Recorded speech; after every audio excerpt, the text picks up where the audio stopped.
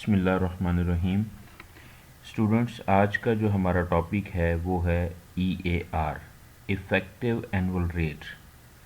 इसको हम true annual rate भी कहते हैं।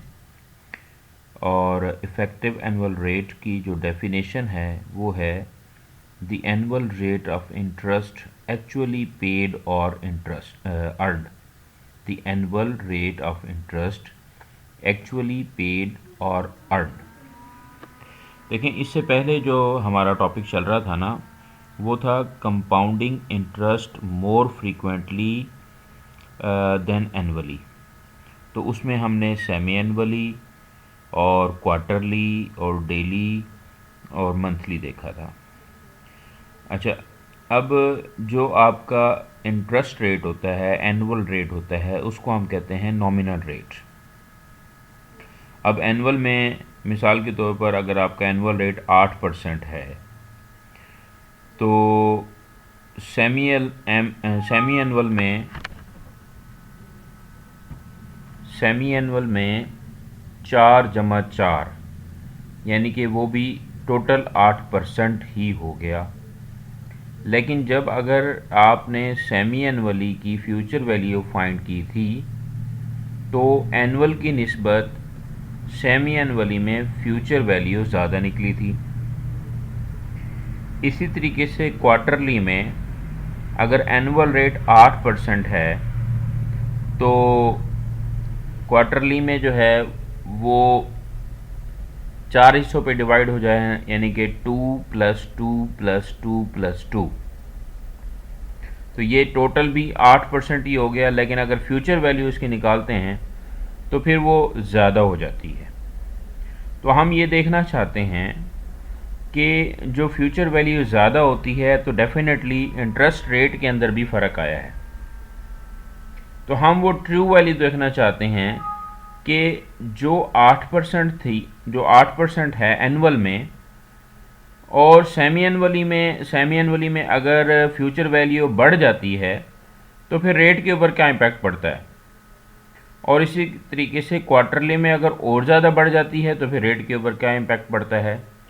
तो इफ़ेक्टिव एनुअल रेट कैलकुलेट करने का तरीका क्या है कि effective annual rate is equal to 1 + R/m whole power m-1। अब ये जो m है ये मोर फ्रीक्वेंसी है। अब एनुअल में m1 ही रहता है, सेमी एनुअल में m2 हो जाता है, क्वार्टरली में m4 हो जाता है। तो डेफिनेटली अगर आप effective annual rate annual compounding के साथ कैलकुलेट करना चाहते हैं तो एनुअल रेट या नॉमिनल रेट और इफ़ेक्टिव एनुअल रेट बराबर होता है। मिसाल के तौर पर एनुअल रेट है, इसको हम नॉमिनल इंटरेस्ट रेट कहते हैं।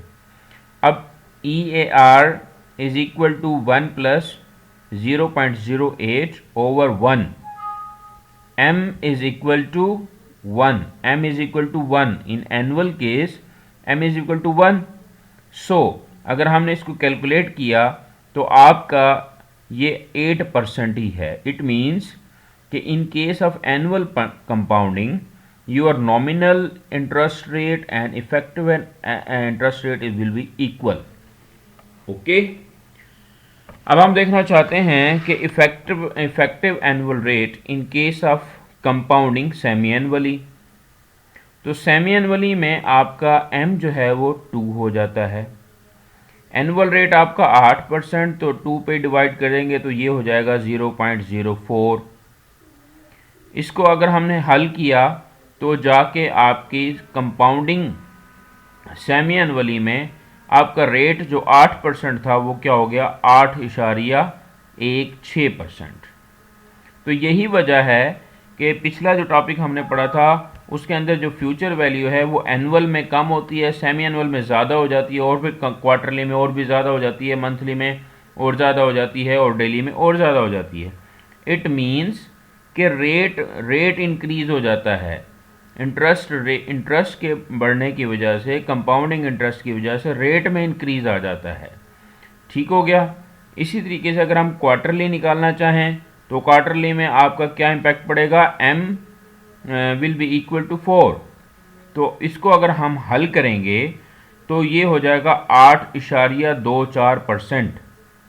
तो इट मीन्स कि जब आपकी फ्रीक्वेंसी बढ़ती है आपका रेट चेंज होता है, और वो आपका इफेक्टिव एनुअल रेट होता है, वो आपका ट्रू एनुअल रेट होता है।